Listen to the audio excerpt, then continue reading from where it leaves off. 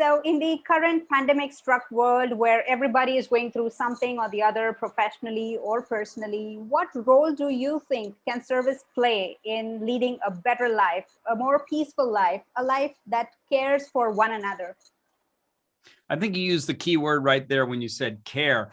You know, when I wrote the book, I actually said service is taking action to create value for someone else.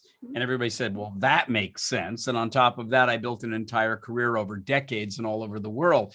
But during this era, and for the past 5 or 6 years, I've been studying it quite closely and realized, a higher level definition would be service is taking action to create value for someone you care about. Now, when you use the word care in that context, you can't just leave it hanging. We have to define that too.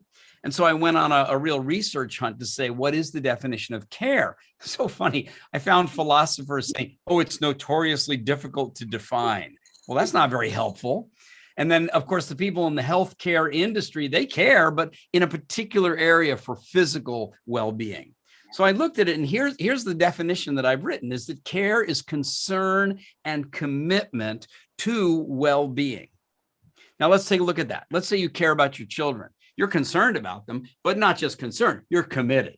You're going to take action that actually contributes to their well-being.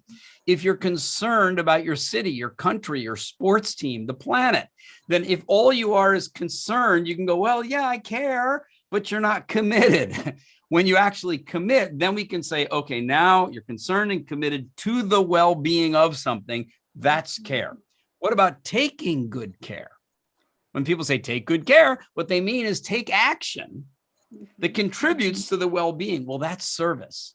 So service is the action that creates value that contributes to the well-being, and care is concern and commitment to that well-being. These two phenomena are linked this close.